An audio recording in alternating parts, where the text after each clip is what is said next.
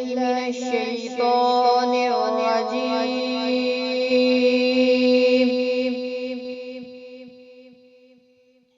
بسم الله الرحمن الرحيم.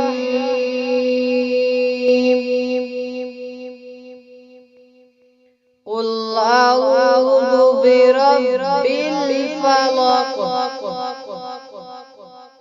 من شر ما خلق